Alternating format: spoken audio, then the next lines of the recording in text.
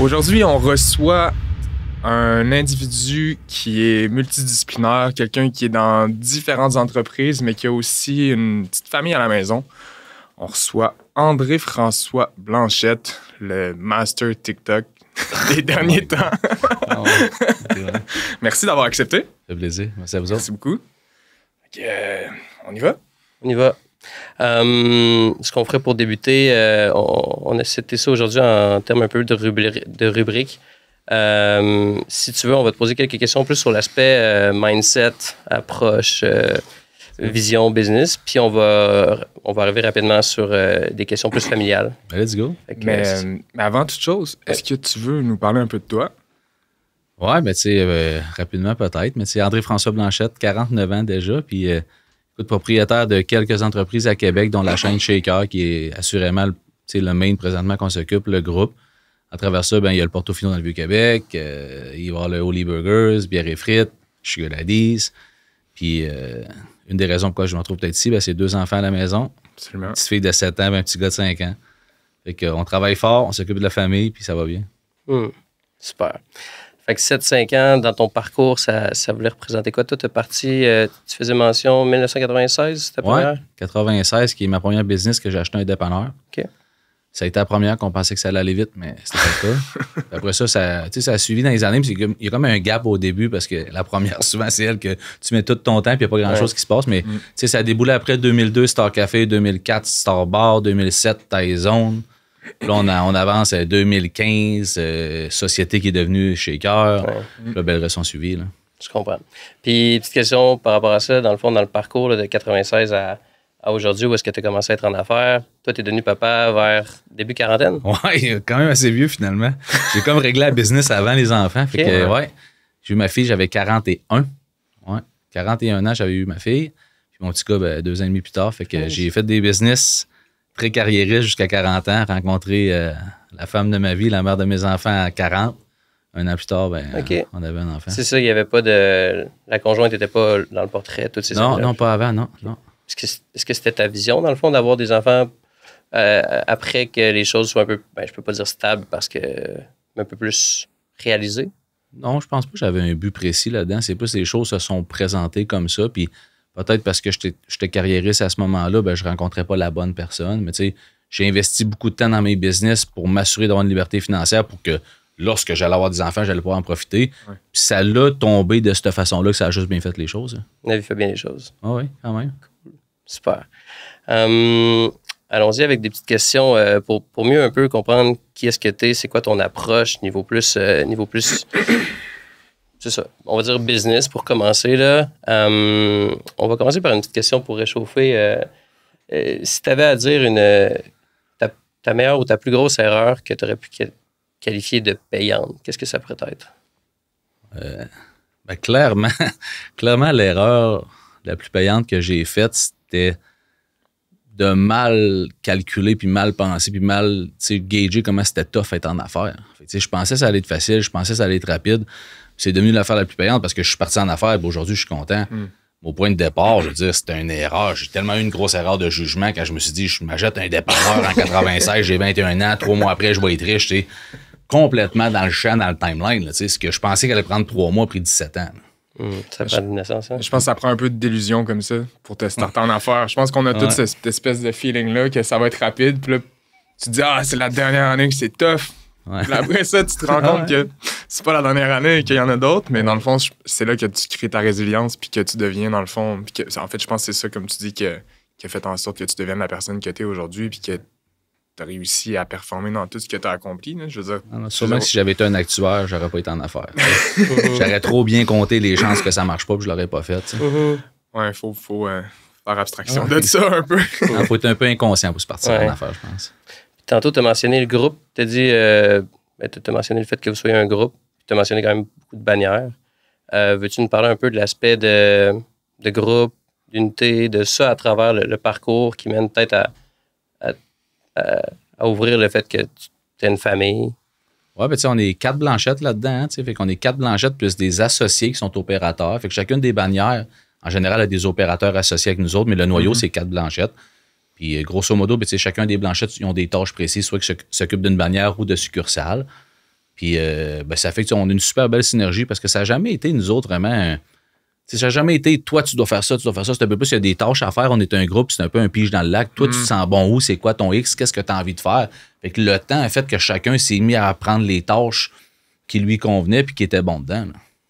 C'est sûr que c'est jamais facile au début, je pense, de bien définir qui va prendre quoi, parce qu'il y a tellement de choses à faire. Ouais. Tu sais, on le vit dans les business présentement, puis c'est comme... faut juste que les choses se passent, puis souvent, tu fais des choses que tu n'aimes pas.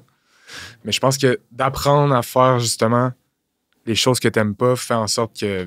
En fait, moi, je reformule. J'ai changé mon mindset dans la dernière année, puis je me dis maintenant... Au lieu d'essayer de trouver quelque chose que j'aime faire, je vais m'arranger pour aimer bien faire les choses. Fait que dans le fond, comme dans cette optique-là, peu importe ce que je vais faire, ce que je vais vouloir accomplir, ben il y a toujours des trucs qu'on va faire qu'on n'aime pas. Mais si tu fais en sorte que tu apprécies bien faire les choses, ben là, la mentalité elle devient différente parce que peu importe dans quoi tu vas te lancer, tu vas vouloir performer, être bon, puis je pense que dans le fond, ben moi, ça m'aide, en tout cas, dans mon processus, parce que les choses sont beaucoup plus longues que ce qu'on pense qu'elles vont être. Là, mais en tout cas, c'est un petit... C'est l'approche à Alex. Je pense que ce qui est important, c'est de faire les choses qu'on est bon aussi. Parce que il faut apprendre à aimer ce qu'on n'aime pas faire. Ouais. Je veux dire, des choses qu'on est bon, des choses 100%. Qu'on n'est pas bon. Des choses qu'on n'est pas naturellement bon dedans. Puis à un moment donné, juste de focusser là-dessus puis de faire face tout le temps à ce que tu n'es pas bon, ben, ça peut être décourageant un peu. Ouais. C'est sûr qu'en démarrage d'entreprise, souvent, tu dois être multidisciplinaire parce que tu touches à tous les postes. Mais à un moment donné, il arrive une croissance que je pense qu'il faut que tu te fasses accompagner de gens qui sont plus compétents que toi. Tu délègues les choses que tu es moins bon dedans, tu conserves ce que tu es bon dedans. 100%. Puis tu te mets à plus performer. Oui. Puis pour passer à travers cette période-là, ben, d'avoir l'approche de se dire, ce que j'aime pas faire, que je dois faire pour un temps, je vais bien le faire. C'est une bonne stratégie. Je vais le faire avec une belle attitude, en tout cas. Vraiment. Mais c'est vrai que tous les gens, dans le fond, en tout cas, moi, j'aime beaucoup lire. Là, puis les gens qui ont le mieux réussi s'entourent de personnes avec des compétences. Des gens, dans le fond, c'était un problème si t'es la personne la plus intelligente dans la place, en fait. Vraiment. C'est un peu ça. Tu essaies tout le temps de t'entourer de gens plus intelligents. Puis si tu continues comme ça, ben, que tu changes ton cercle, ben, tu vas toujours t'améliorer parce que le niveau de gens qui t'entourent va toujours être plus élevé que toi. Absolument. Une règle si simple, mais c'est compliqué. Puis pour finir avec cet aspect-là de groupe, est-ce que tu penses que ça a aidé d'avoir un groupe puis d'avoir justement des partners pour te rendre à une vie familiale qui fait plus de sens? Ou... Ben oui, à plein de niveaux. Je veux demander, réussir seul, c'est quel combat, quel défi que moi, j'aurais pas aimé passer à travers. Premièrement, j'ai envie d'être accompagné puis j'ai envie de partager le bonheur avec les gens quand ça va bien.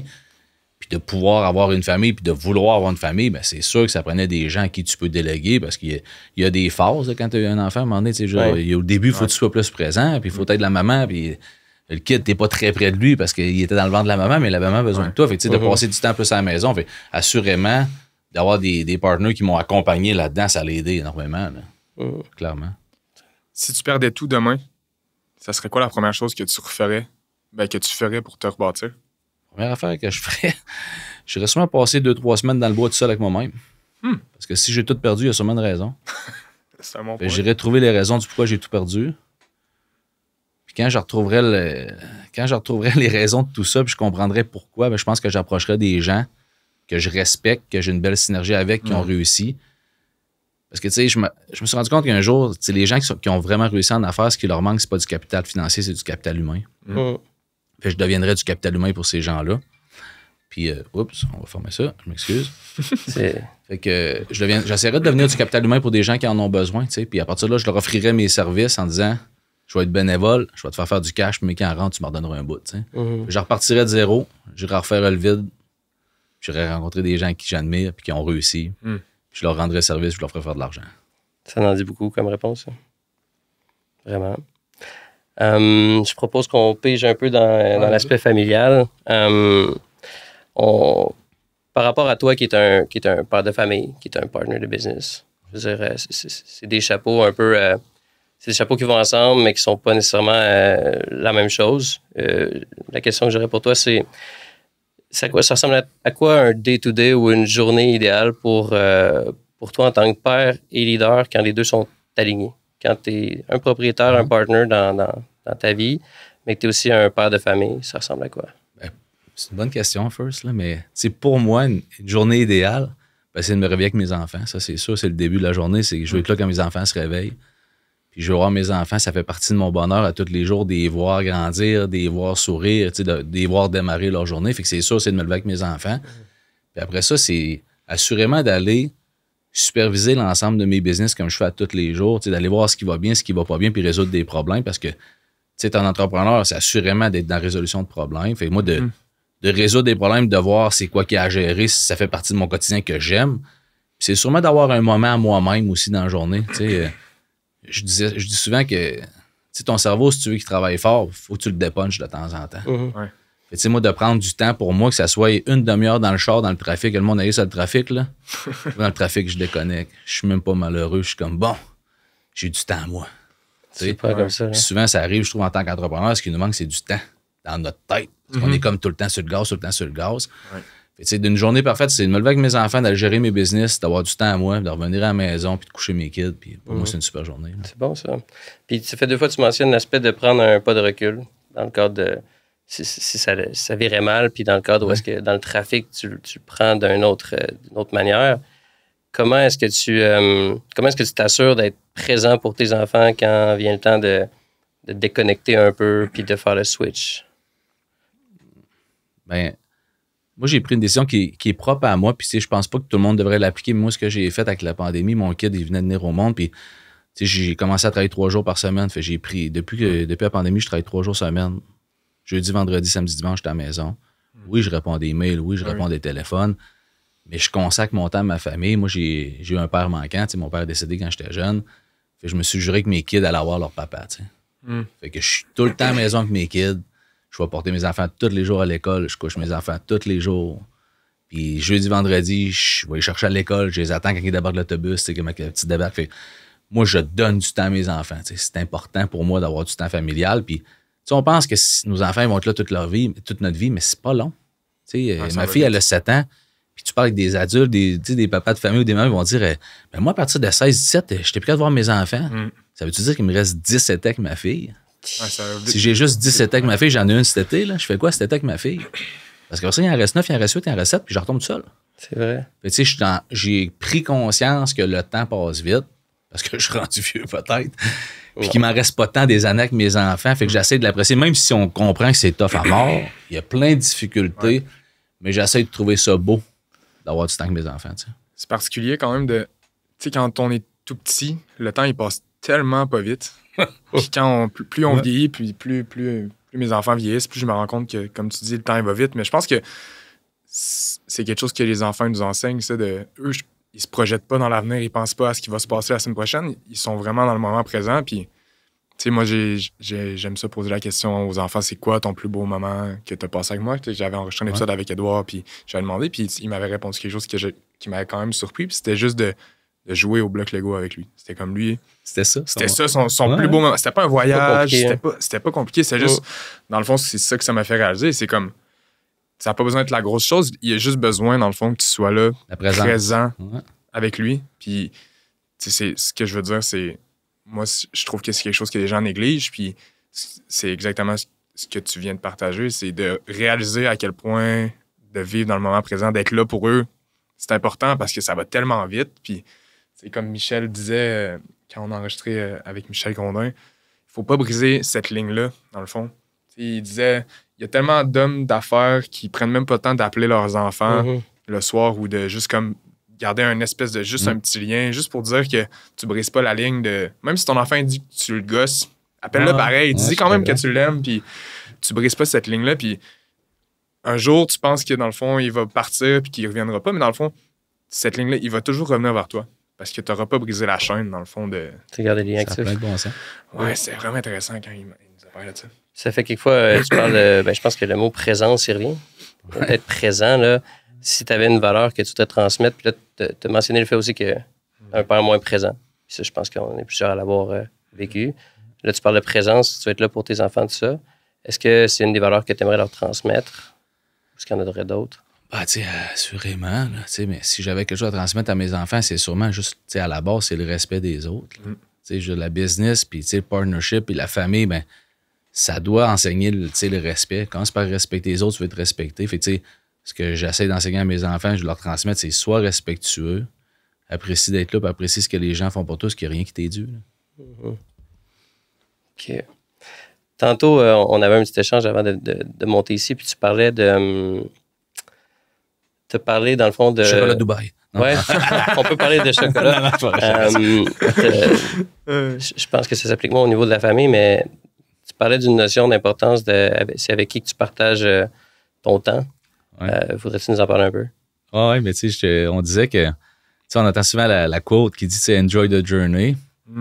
C'est tellement vrai parce que, tu sais, souvent, on se fixe des buts quand je vais avoir tant d'argent ou tant de millions ou telle maison ou j'aurais fait tel voyage. Puis on oublie qu'il y a un chemin pour se rendre là. Puis souvent, on oublie d'apprécier le chemin, clairement. Fait qu'on a tout déjà entendu cet adage-là, tu sais, enjoy the journey. Ouais. Dernièrement, je résais de dire, tu sais, il y a quelque chose qui est quasiment plus important encore qu'enjoy the journey, c'est avec qui tu l'enjoy.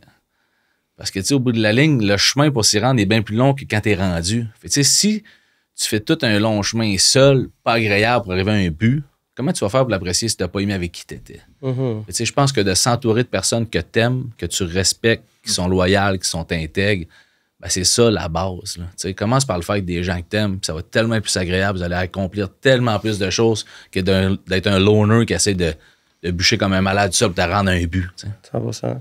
Puis l'aspect de famille, on s'entend que c'est, tu sais, un enfant, un parent, c'est des gens avec qui, théoriquement, tu as une vie à passer. Je pense que cette approche-là peut être très bonne aussi au niveau de la famille quand tu respectes tes parents, tu respectes tes enfants, quand tu essaies d'être une personne agréable et bonne pour eux, ben, je pense que ça peut permettre un beau journey avec eux aussi. Là. On le souhaite. On les choisit moins, mais c'est ça. Exact. Si tu avais juste un conseil à donner à un jeune homme qui veut se lancer et qui ne sait pas trop par où aller, qui ne sait pas trop quoi faire, qu'est-ce que tu aurais voulu savoir, toi, quand tu as démarré en affaires? Le conseil que j'aurais à donner, je pense, c'est à la base, ça serait trouve quelque chose qui te passionne. Ça paraît hyper cliché. Là. Mm-hmm. Tu sais, la business, c'est tellement tough, c'est tellement un lonely road, c'est tellement long que si tu fais quelque chose que tu n'aimes pas, mais tu le fais pour le cash, tu ne te rendras jamais au but, c'est impossible. Fais quelque chose qui te passionne, fais quelque chose que tu aimes, puis du moment que tu vas aimer ça, ben, les journées vont passer plus vite. Après ça, il n'y en a pas de bonne business ou de mauvaise business. Je veux dire, tu peux être un bon coiffeur et être millionnaire, tu pourrais vendre tu pourrais vendre du papier, tu peux vendre des barres de fer, n'importe quoi, tu fais du recyclage. Il n'y en a pas une bonne idée qui fait que fais quelque chose que tu aimes, puis du moment que tu vas aimer ça, tu vas y mettre le travail nécessaire pour t'y rendre. Fait qu'il n'y a aucun métier qui ne peut pas te rendre millionnaire. Ils peuvent tous te rendre millionnaire, mais choisis-en un que tu vas toffer, parce qu'il y a une chose qui est sûre, ça va être bien plus long que tu penses, ça va être bien plus tough que tu penses, puis tu vas être bien plus au bout du rouleau que tu penses, puis il faut que tu continues au bout du rouleau. Ben, fais quelque chose que tu aimes, parce que quand tu es au bout du rouleau, il faut que tu aimes quelque chose continuer. Je nous inviterais à prendre un petit peu de s'élever un peu. Tantôt, tu parlais de ton histoire avec ta famille, plutôt, dans le fond, ta mère, ton père. Ton père était peut-être pas aussi présent. Je serais curieux d'un peu de savoir, dans le fond, au niveau familial, dans le fond, t'es qui? Tu viens de où? C'est quoi ton histoire? Tu viens de quel genre de famille? Ça a évolué comment? Puis qu'est-ce qui fait pour faire des liens avec d'où tu viens, pour comprendre qu'est-ce que tu es aujourd'hui, puis c'est quoi les valeurs que ça apporte, puis c'est quoi un peu le message que tu veux apporter avec ça pour les gens qui pourraient être carriéristes, mais aussi parents ou à devenir ou à être. Là. Peut-être un petit wrap-up vite d'où je viens. Ben, en fait, mon père est décédé quand j'avais 11 ans. Un accident d'avion, un accident banal. J'avais un papa entrepreneur qui avait une compagnie de plongée sous-marine à Sept-Îles. On vient de la Côte-Nord, on vient de Sept-Îles. Mon père a une compagnie de plongée sous-marine que ma mère travaillait avec comme sa secrétaire, son bras droit. Ouais. Quand mon père est décédé, ma mère a repris un business. Quelques mois après, elle l'a vendu parce que pour elle, c'était trop exigeant, c'était trop tough à ce moment-là. Fait qu'elle l'a vendu. Puis moi, je me souviens de passer toute ma jeunesse à me dire, il faut juste pas que ma mère décède avant que je devienne majeur, je veux pas aller en famille d'accueil. Ça a été comme mon raisonnement toute mon adolescence de dire, faut pas que ma mère décède, faut pas que ma mère décède. Fait que moi, j'avais juste un but, c'était de dire, faut que je me rende à la majorité pour qu'au moins je devienne autonome puis je me fasse pas placer à quelque part. Puis du moment que tu en perds un, tu réalises que tu peux en perdre un autre. Quand tu n'as pas perdu, c'est comme ça va être avec toi tout le temps des parents, mais quand tu en perds, tu dis, oh, il me reste rien qu'un. Là. Comme perdre un œil, tu n'as pas envie de perdre le dernier. Là, c'est clair. Fait que ça a été ça mon adolescence. Puis j'ai accompagné ma mère souvent émotionnellement dans cette. On s'est comme tenu parce que c'était tough à ce moment-là. J'avais un grand frère qui a eu ça difficile aussi. On a eu ça tough, le départ de papa. Fait que ça a été, je me suis comme collé sur ma mère pour juste l'accompagner là-dedans parce qu'elle venait de perdre son meilleur ami, son mari, le père de ses enfants, le boss de sa business. Elle venait d'en perdre beaucoup en même temps. Fait que j'ai accompagné ma mère là-dedans, puis ça a été ça jusqu'à temps que je devienne majeur puis que je m'en vienne à l'Université Laval étudier en admin. Je me suis acheté un dépanneur 1 an après. Puis ma mère travaillait dans ce moment-là quand elle avait un Dunkin' Donuts à Sept-Îles, qu'elle travaillait fort dedans. Fait qu'on s'est comme perdu de vue pendant des années, moi et ma mère, parce qu'on travaillait vraiment fort chacun de notre bord. Puis tu sais, on grindait pour passer à travers la tempête qu'on était dedans. J'ai acheté mon dépanneur, puis je me souviens que c'était ma grande fierté, en tant que je devenais un entrepreneur, j'étais un petit kid, 20, 21 ans, puis je m'achetais mon dépanneur, puis ma mère est venue le voir, je pensais 1 an et demi après, j'étais comme « fuck, man! » Ah ouais. Tabarnak, c'est ça, tout ce que je mets dans ma vie, je le mets là, puis ça te prend 1 an et demi, ben elle était dans son bord débordé, elle en avait par-dessus la tête de l'autre côté, fait que ça a comme été une grande séparation, fait que la famille a été éloignée pendant un certain temps chez nous, puis aujourd'hui, ma mère... Ben, quand je me suis acheté une maison, il y a 5 ans, quand j'ai déménagé il y a 5 ans, ben, j'ai fait un logement. Ma mère restait avec nous autres. J'ai apporté ma mère à la maison. Elle était avec ses petits-enfants tous les jours. Je suis avec ma mère 4-5 fois par semaine. Puis, la vie a complètement changé. Puis Dieu merci, parce qu'aujourd'hui, ça nous a rapprochés. 100%. Fait qu'il y a une bonne passe parce que, on va l'appeler, où est-ce que c'était très occupé de part et d'autre. Où est-ce que vous êtes moins vu, mais tu as réussi à faire en sorte que ça s'est rassemblé après certaines tempêtes. J'essaie de gaper un peu le temps perdu, mettons. Wow. Mais tu sais, on fait ce qu'on peut, pas ce qu'on veut. Puis à ce moment-là, ben, même si on avait voulu, c'était impossible. C'était tellement la business qui traîne, tu as tout mis ton argent dedans, tu as tout signé tes culottes à grandeur, ben t'es comme, je peux pas le perdre. Là. Ouais, ça a sûrement fait partie des apprentissages que tu as eus. Puis en fait, ça t'a permis d'apprendre à apprécier le temps puis de vouloir passer plus de temps avec tes enfants, ta mère aujourd'hui. Possiblement. Ça a contribué à... Assurément. Ouais, clairement. Assurément. La prise de conscience plus jeune, là, tu l'as dit, quand tu veux pas perdre tu as perdu quelque chose, tu veux pas perdre l'autre. Là. Ouais. Tantôt, tu parles aussi de prendre conscience des choses, des disétés de ta fille ou de peu importe. Là. Des quoi? Ben, tantôt, tu disais, tu sais, pense-y, il te reste peut-être à 16 ans, ils sont partis. Oui, vraiment. Fait que, non, je trouve que le mot présence, puis le mot conscience, ils reviennent quand même pas mal là-dedans. Là. Ben, il faut. Je pense qu'à un moment donné, avec l'âge, c'est peut-être l'âge qui fait ça, mais à un moment donné, tu te rends compte, je pense que le gros défi de l'être humain, c'est la quête du bonheur. Puis, de l'argent, on en veut tout. Puis c'est cliché ce que je vais dire, mais un coup tu l'as, tu te rends compte que c'est pas ça. Tu dis, c'est quoi le bonheur? Ben, à un moment donné, tu te rends compte que le bonheur, oui, l'argent aide à être heureux, elle facilite les choses de toute évidence, mais c'est pas ça. Le bonheur, c'est quoi? C'est des petites choses simples. C'est jouer au Lego avec ton gars. Ça peut être des affaires aussi banales que t'assires à faire de juste de regarder ton enfant de sourire, que ton enfant s'assied sur le divan puis te met la main sur la cuisse. Ça, c'est du bonheur. Puis le bonheur, ça peut être moi, je vais me chercher un café au McDo le matin. Pour moi, c'est un bonheur. Fait qu'il y a des choses que je pense qu'il faut à un moment donné que tu reviennes ça à la base. Parce que, peu importe comment t'es riche, t'es malheureux, tu vas te mettre en crise. On en connaît tous, là, des gens riches qui sont ultra malheureux, en fait. Là. Il y en a beaucoup. Il y en a beaucoup plus qu'on pense. Il y a beaucoup plus de gens riches qui sont malheureux que de gens riches qui sont... Puis il y a beaucoup de bougons heureux. Hein? Ouais. C'est bon, ça. Il y a beaucoup de gens qui n'ont pas grand-chose qui sont beaucoup plus heureux. Ils sont contents, tu sais. Puis je pense que ça vient souvent avec le niveau de productivité, le niveau, je veux pas dire le quotient intellectuel, mais plus que tu comprends que c'est tough. Le bonheur, c'est une grosse quête que moi, je travaille dessus depuis des années. Depuis l'arrivée des enfants. Plus particulièrement, je suis comme, OK, faut que je trouve mon bonheur parce que là, il y a un vrai défi. Là. Puis, qu'est-ce que ça t'a fait réaliser, toi, quand t'es devenu papa, en fait? Là, y a-t-il des réalisations qui sont venues avec ça? Des aha, des perspectives qui évoluent un peu? Bah, clairement, que je pensais qu'avoir une business, c'était un bon don de soi. Là. Avoir des enfants, ça, c'est un vrai. Là. Ça, c'est un vrai don de soi. Là. Il reste que la business, des fois, est fermée. Là. Le kid, il n'est jamais fermé. Là. Jamais. Non. Et c'est comme... Je trouve que... il vient beaucoup de résilience avec un enfant parce que t'es comme, OK, ça, c'est le vrai supplice de la goutte. Là, je comprends c'est quoi le supplice de la goutte, pourquoi il y en a qui, des fois, une goutte dans le front de temps en temps. Là. T'es comme, OK, parce que le kid, il te lâche pas. Fait que je pense qu'à un moment donné, ça prend de la résilience pour y trouver son bonheur. Puis je peux comprendre qu'il y a des gens qui virent fous avec les kids, avec raison. Je pense que ça prend une certaine maturité, ça prend une certaine conscience. Ça t'apporte plus loin. La résilience. Il y a beaucoup de travail sur soi qui vient qu'un enfant. Là, fait que moi, ça m'a apporté plus te chercher des fois qu'il y a des défis de business. Là. Ah non, mais moi, je m'amuse souvent à dire, jamais personne m'a donné autant de marde que ma fille dans la vie. Là. Ils sont toutes partis, ce monde-là, ça fait longtemps. Là. Ma fille, je l'endure. Puis je fais avec, puis c'est correct parce que c'est une pierre à polir, tu sais. Je veux dire, hey, Tu le sais. le monde sont même avec moi d'habitude, ils restent pas longtemps. Là. Ouais, mais on n'a pas le choix. Hein. Non, c'est correct. Ils sont là pour ça, Ben nos oui. enfants. C'est ça qu'on disait tantôt. Ils sont là pour nous tester. Ils sont là pour tester les limites. C'est à nous autres de les rendre des bonnes personnes. C'est ça notre devoir. Tu sais.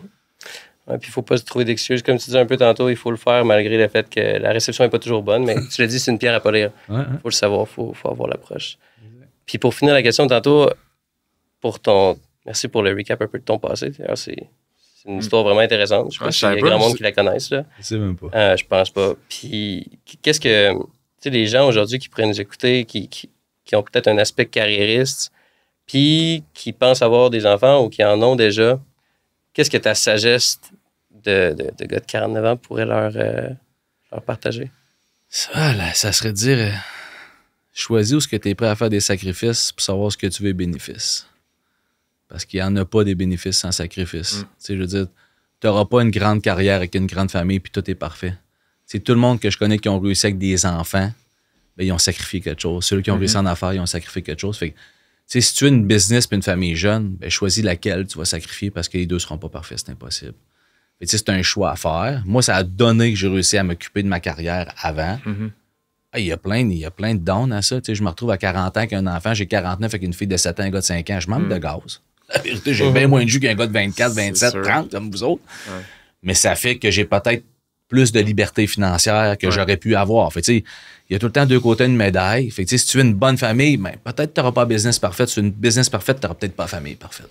Fait que choisis laquelle tu préfères. Puis focus dans celle que pour toi, c'est la priorité. Choisis tes combats, là. Ouais. Parce que moi, je confirme qu'avoir un enfant à 18 ans, c'est pas facile. Je te crois.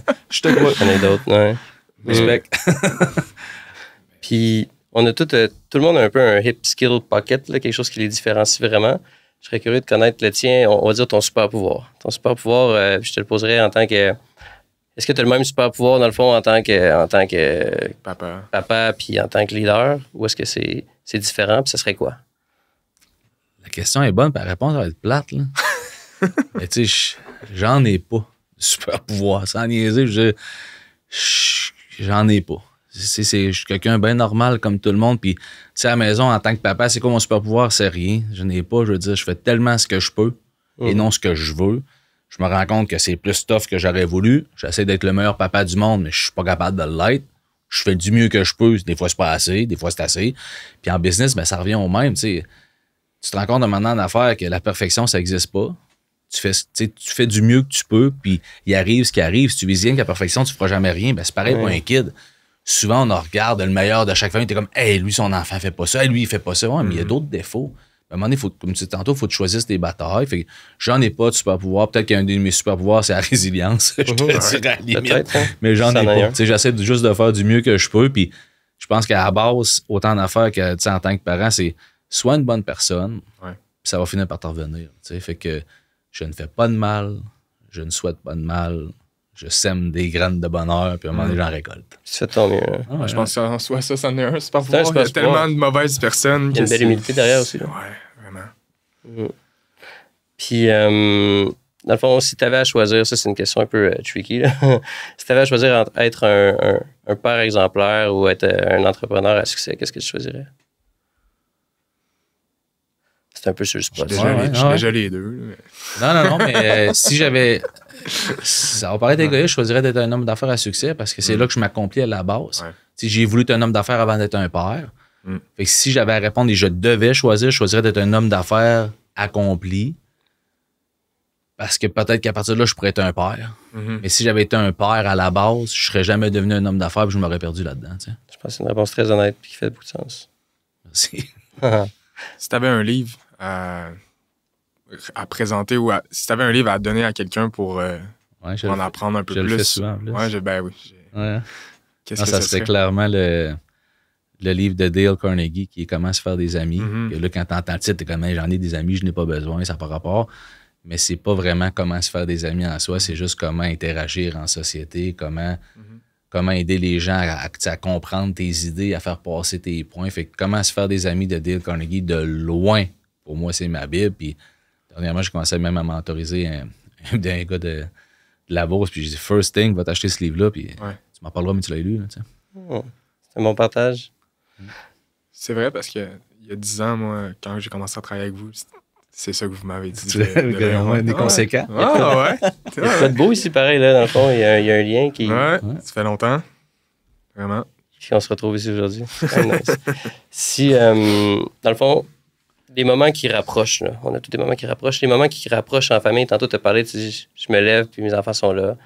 Je vais les porter à l'école. Ce serait quoi les moments familiaux qui vous tiennent proches, qui sont un peu symboliques ou peut-être... J'ai rien de spécifique, mais je te dirais que c'est le day-to-day. À un moment donné, je trouve que quand tu cherches l'affaire extraordinaire, elle n'arrive pas. Ça me fait penser à tantôt Alex quand il dit son gars, c'est les Legos. À un moment donné, tu te rends compte que tes enfants, c'est pas le voyage à Las Vegas ou à Disney qu'ils veulent. C'est des minutes avec papa puis maman. Puis c'est ce qu'un enfant a sûrement le plus besoin qu'on oublie, c'est rien que de l'attention. Ouais. Souvent, je me rends compte de dire, juste de prendre ton enfant dans tes bras, juste dire, hey, mon amour, je t'aime. Ben, ma petite est assise dans le divan, puis hey, mon amour, quoi, je t'aime. Hein? Ça peut être juste ça, un beau moment qui nous rapproche. Fait que moi, la base, c'est juste de passer du temps, puis j'essaie de juste m'assurer. C'est drôle ce que j'ai comme dans la tête souvent, que je me dis, moi, je veux que mes enfants puissent dire plus tard, papa, t'es là. Fait qu'à partir de là, c'est quoi qui nous rapproche? C'est d'être là. Ben oui. C'est quoi? N'importe quoi. Ça peut te manger un spaghetti, ça peut aller se baigner, ça peut te prendre un spa, ça peut être de. Je répare son petit 4 roues, viens ici, mon homme prend la clé. Tu sais, fait de gosser avec mon gars, de gosser avec ma fille, de faire à rien de spécial, mais qui est tout pour eux autres. Présence, être là. C'est facile aujourd'hui d'être là, mais d'être déconnecté, dans le fond. Parce que, tu sais, je veux dire, on en voit tous des parents qui sont avec leurs enfants, mais qui sont sur leur téléphone ou qui sont juste pas là, en fait. Puis ça a des impacts dans des enfants. J'ai déjà vu, je sais pas, ça a sûrement déjà vu ça aussi, mais il y a comme une vidéo où le gars, il fait le test, il rentre chez eux sur son téléphone. Puis il y a comme 2 vidéos comme en time frame, là, à côté de l'autre. Puis tu vois à quel point ça l'affecte le comportement de l'enfant. Genre, il rentre avec son téléphone, puis l'enfant va même pas le voir.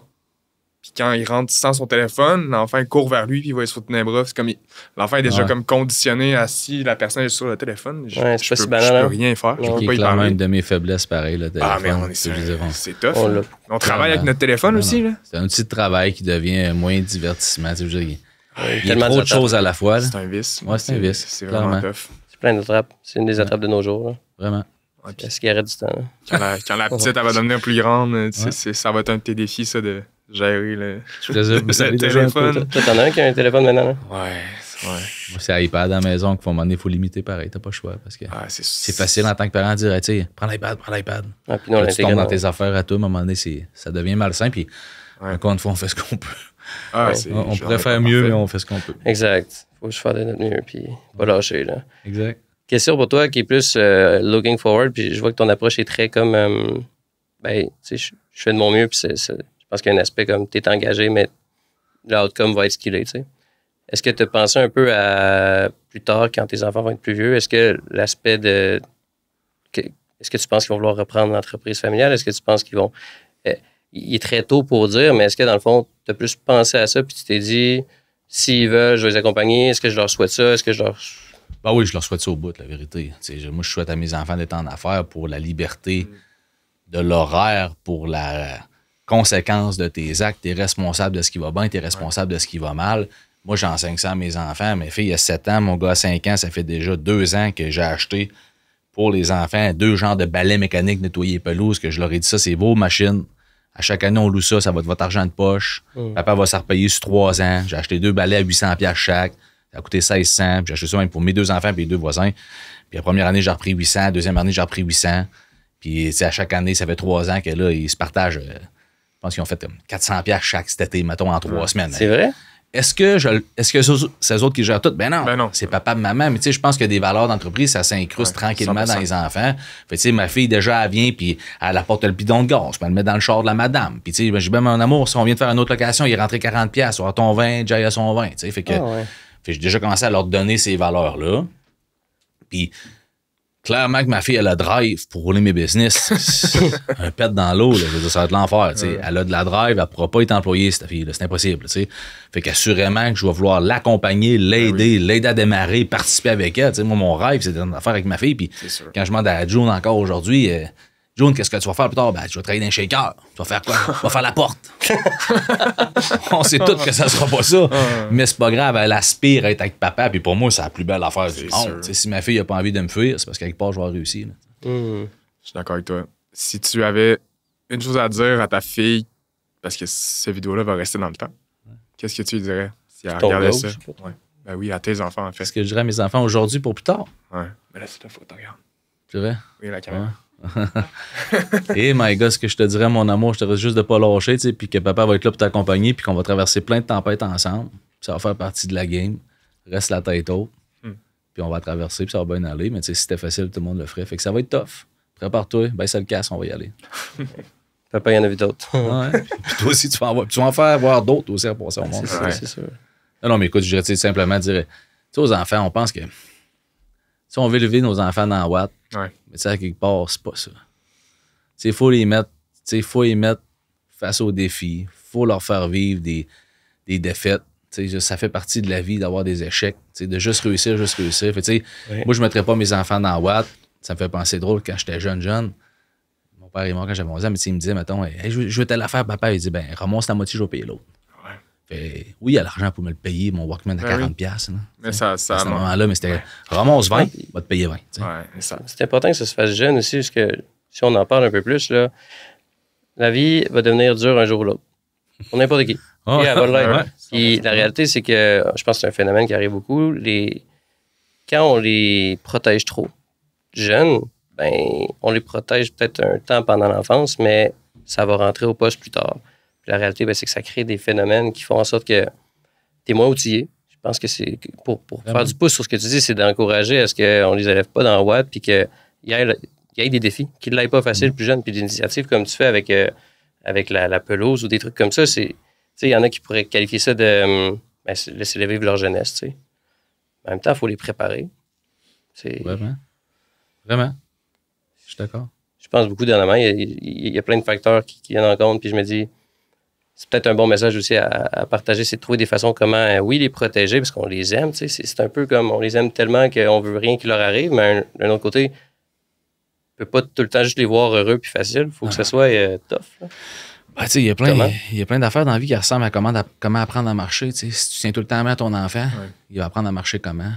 Faut que tu lâches la main pour qu'il tombe et qu'il se relève. Je pense qu'il y a plein d'affaires que tu peux associer à ça, de dire, faut que tu lui fasses faire ses erreurs. Tu peux l'accompagner quand il se relève. Tu peux l'accompagner et expliquer la raison du pourquoi il est tombé. Mais si tu ne le laisses jamais tomber, il va faire quoi, mais qu'il tombe de haut parce qu'il va être rendu grand. Ouais. Il y a un exemple qui dit que être parent, c'est un enfant qui monte dans un arbre puis que toi, tu es juste le petit doigt que tu mets pour qu'il réussisse à monter, pour pas qu'il tombe, mais tu n'es rien de plus que ça. Je suis d'accord. C'est bon. Très bon. Quelque chose comme ça. J'ai réalisé il n'y a pas si longtemps que j'écoutais un podcast encore. Puis la personne, elle disait, un jour, tu réalises dans le fond que tes enfants, ils t'appartiennent pas, puis que c'est des personnes en soi. Puis il y a tellement de gens, il y a tellement de parents qui essaient de contrôler leurs enfants. Tu sais, pas faire ci, pas faire ça. Tu sais, juste dans un sport, mettons, par exemple, d'initier des enfants à des sports qu'eux aiment parce que dans le fond, c'est son enfant. Mais ça va un peu dans cette dynamique-là où ce que tu veux aider ton enfant à devenir la meilleure version de toi-même, mais dans le fond, ça reste une entité en soi, c'est pas toi. Il faut que tu le laisses aller. Il faut que tu le laisses expérimenter. Faut que tu... Mais c'est un processus qui est dur à comprendre. Puis je pense que ça prend quand même du temps. Tu sais, ton enfant, il t'appartient pas. Tu peux pas le contrôler. C'est facile à entendre, mais l'intégrer, c'est pas facile. Moi, j'ai déjà entendu quelqu'un qui disait la vraie job du parent, c'est de donner tous les outils aux enfants pour qu'ils aient plus besoin de toi. Ouais. Un peu comme une business. Non, mais c'est triste, mais c'est la vraie vérité. C'est de rendre ton enfant autonome. Puis à quelque part, on essaie de le faire du mieux qu'on peut encore. Ouais. Je suis curieux dans ton exemple. J'ai vraiment trouvé le fun avec les enfants qui passent l'été puis tu leur inculques. Y en a-tu d'autres des comme ça que tu fais avec eux qui leur apportent des principes qui font que tu les prépares un peu avec les valeurs que tu prônes? À plein de niveaux, oui, puis à plein de niveaux, peut-être pas assez, mais mettons, souvent, je vais le faire autour de mes business, puis j'apporte mes kids. Je vais apporter mon gars, viens, on s'en va chez Daddy. Je sais bien, ils vont vouloir un bonbon, là, je le comprends, mais viens, on va aller faire ci, viens, on va aller faire. De faire la tournée des commerces, d'aller dans un shaker, de dire, t'as peu, on va au Porto, puis mettons, mes enfants sont énervés, on va aller manger au Porto. On est au Porto, ici, tu dois être tranquille. C'est un restaurant pour les grands. Là, je te fais faire une sortie, de grandes personnes. Tu t'en viens avec papa et maman, on s'en va manger dans un restaurant de grand. Mais si tu n'écoutes pas, tu peux pas revenir. Tu sais, j'essaie plus de les éduquer de comment agir en société. Après ça, régulièrement, il y a beaucoup de parents, peut-être comme moi, que on a souvent des belles conversations avec nos enfants quand on se couche le soir. Ouais. Moi, le soir, c'est souvent là que je parle d'affaires. Sais-tu que, mettons, je sais pas, que ma fille disait, papa, il y en a à l'école qui disent qu'on est millionnaire. Je dis, ben non, on n'est pas millionnaire, on a des sous parce qu'on travaille fort. Si t'en veux des sous, tu travailles fort toi aussi. Fait, moi, j'essaie d'inculquer aux enfants, de dire, il n'y a rien qui est arrivé gratis. Ouais. Papa, il l'a pas gagné. Là. Papa, il l'a travaillé. Fait, tout est là parce qu'on l'a fait. Fait que si tu veux quelque chose, tu vas devoir le faire. Mon petit gars, ça fait 2 ans qu'il ramasse tout son argent, 1 an et demi, quasiment 2 ans qu'il a ramassé tout son argent qu'à Noël. Il voulait de l'argent à sa fête, il voulait de l'argent. Son argent des 2 dernières années de location, c'est parce qu'il voulait s'acheter un petit 4 roues. Ma fille, elle est plus comme sa mère. Fait qu'elle a flambé. On va au Sephora, on va de leur amour. Ma fille, elle dépense. En tout cas, non, je dépense pas. Ben, une semaine et demie, on allé acheter son petit 4 roues. Mais elle va voir que lui a un petit 4 roues puis qu'elle a juste des petits trucs. Puis c'est correct parce qu'elle n'a pas les mêmes besoins que lui. Exact. Mais lui, c'était son besoin. Il voulait un petit 4 roues. Ça fait 1 an et demi qu'il attend pour. On t'a acheté il y a une semaine et demie, 2 semaines. Il capote encore hier. C'était papa, on va faire un tour, on va faire. Puis je le vois, il a le sourire d'en face. Puis il a vécu de faire des sacrifices pour l'obtenir. Fait que pour moi, je t'en rien inculquer ça tranquillement. C'est une belle façon. Vraiment, vraiment. Moi, ma dernière question, c'est pour vous deux, parce que les deux, vous avez des filles, de ce que j'ai compris, qui ont du caractère. Je pense que vous partagez cette réalité-là. Tantôt, tu as partagé quelque chose que j'ai bien aimé par rapport à, je vais te laisser le dire, là, l'exemple sur quand tu as un enfant avec du caractère. C'est quoi le truc pour voir si cet enfant-là qui a du caractère, c'est correct? C'est quoi les balises? Ah ouais, c'est que, en fait, je te contais qu'il y a un psy qui reste en avant de chez nous, puis que, tu sais, à un moment donné, j'y comptais, je dis, hey, c'est tough avec ma fille, là, tu sais. Je passe par là, je me fais gauler, puis, tu sais, à un moment donné, il faut que je réagisse comment. Puis sa réponse a été super bonne, ce qu'il m'a dit. Tu sais, si ton enfant se comporte bien en société, puis qu'il est avec toi, ça veut dire que tu as réussi. C'est parce que ce qu'il fait, c'est qu'il va tester les limites à la maison. Il les comprend. Ça veut pas dire qu'il les respecte, mais il les maîtrise. Puis si en société, il les respecte, ça veut dire que c'est bon. Ça veut dire qu'avec toi, il est en sécurité puis il peut tester la limite là-bas où. Puis il m'a dit, tu sais, l'autre phrase qu'il m'avait dit, c'est la job du kid, c'est de tester les limites, puis la job du parent, c'est de l'établir. Fait que tu peux pas être fâché après lui qui atteste, tu peux juste être fâché après toi si tu l'établis pas. J'ai rien à dire. Tout est dit. Tout est dit. Mais c'est vraiment simple, c'est bon partage. Non, Mais c'est simple, mais c'est bon, tu sais. Mais c'est simple. Souvent, ce qui, tu sais, on dit, on aborde la complexité avec la simplicité. Là, il y a beaucoup de principes super simples, mais des répéter, des entendre, ça fait toute la différence. Oui, puis après ça, on parle de ça, mais est-ce qu'on pogne les nerfs de temps en temps? Pareil, Ben oui, on devrait n'est pas pas. Ben parfait. oui, voyons, tu sais, je veux dire, un enfant qui te teste la journée longue, ça se peut pas que tu l'échappes pas de temps en temps, tu sais. Non. Mais tu vas prendre une petite marche, tu reviens à la maison, ça va bien. C'est ça. Ça va dans le trafic. Ouais, c'est ça. Je pense que les gens qui nous côtoient, qui nous connaissent, savent qu'on est des gens humbles, puis que dans le fond, on n'essaie pas de montrer qu'on est meilleur que les autres, puis au contraire, là, je veux dire, Sinon, ultimement, ce projet-là, on l'a parti pour ça, pour s'entourer de gens meilleurs que nous, de comprendre qu'est-ce que les autres pères, les autres hommes ont fait pour réussir en tant qu'homme d'affaires, mais aussi en tant que parent ou en tant que conjoint. Dans le fond, c'est ça qui a drivé tout ce projet-là à la base. Fait que good job. c'est une belle mission. Vraiment? Ça adoucit les semaines. C'est noble. Comme ça. Ouais. Mais Ça donne de la perspective, de la conscience, comme si prendre plus de conscience. Vraiment. Vas-y avec question crunchy. J'en ai pas d'autres. Moi, j'ai une question. Ah, Bonjour, bonjour.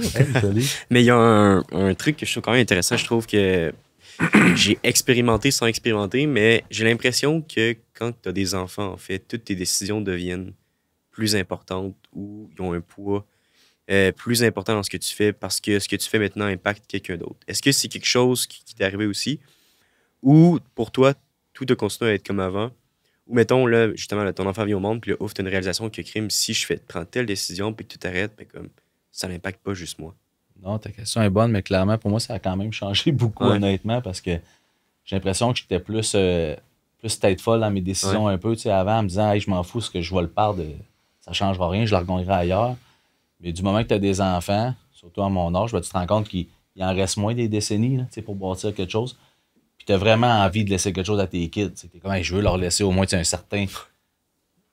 certaine stabilité ou un certain tu sais, montant d'argent. Fait que du moment que j'ai eu des enfants, mes décisions sont mises plus rationnel, peut-être. J'avais moins d'émotions dans mes décisions en disant, bon, là, il faut que je m'assure que je ferai plus le grand pas, mais si je fais plein de petits pas, ben, à la fin, il va rester quelque chose pour eux autres. Fait que clairement, ça a changé quelque chose pour moi, les kids. Puis c'est tout de suite une prise de conscience aussi dans, je veux dire, là, on parle beaucoup de décisions d'affaires, mais dans ton style de vie, tes habitudes de vie, est-ce que ça a changé? Est-ce que tu t'es dit, OK, là, ce que je faisais à 10 h du soir, là, je peux plus le faire? Ça aurait pu, mais j'ai tout le temps eu une vie un peu plate, la vérité. Je veux dire, je bois pas d'alcool, je consomme pas de drogue, je fume pas de cigarette. Fait que j'étais pas comme un gars sur le party qu'il a fallu qu'il arrête de le party. J'avais déjà 40 ans, je me couchais déjà tôt. Je veux dire, je me suis couché un petit peu plus tôt. Oui, la réponse un peu plus tôt encore. Mais tu sais, aujourd'hui, je me couche à l'heure des kids, puis je me lève à l'heure des kids, puis moi, la vie est belle. Puis j'ai pas changé grand-chose, honnêtement. Ouais. Ça a été... Dans ma vie personnelle, j'étais déjà rendu dans un rythme de vie qui s'affitait des kids, là, pour moi. Nice. Merci. Tu sais, d'avoir des enfants, d'avoir différentes entreprises, comment tu fais pour, dans le fond, garder ton équilibre dans tout ça? C'est quoi ton truc si tu avais à partager un truc avec les gens? Je pense qu'elle est vraiment bonne, cette question-là, là, en passant. Je pense qu'à la base, ça serait de se choisir. Ce que je veux dire par là, c'est que moi, je me choisis puis j'établis mes limites. Puis il faut que ça fitte avec les gens autour parce que je peux pas me rendre malheureux à essayer de te rendre heureux. Fait que du moment où je suis heureux, je trouve ça facile de rendre les autres heureux. Mais s'il faut que je choisisse tout le temps l'autre avant de me choisir, ben ça me rattrape. À un moment donné, tout le monde est malheureux. Fait que il y a des choses, je suis pas quelqu'un de compliqué, mais si j'ai pas une demi-heure dans le char à moi à un moment donné dans la journée, si j'ai pas une heure que je suis dans mon garage, si j'ai pas, si j'ai rien à moi, puis tout ce que je fais, c'est le donner, ben je viens malheureux. Fait que l'équilibre, je la trouve où? Ben, l'équilibre, si je la trouve en étant heureux de faire ce que je fais, ça c'est la base, puis de me choisir. Fait que, moi, la business va toujours, ça a déjà arrivé qu'à un moment donné, ma blonde me dise tu vas arrêter quand? Ben jamais. Je vais arrêter quand je vais mourir. C'est honnête, encore une fois. Pourquoi? Parce que c'est ça que j'ai fait toute ma vie.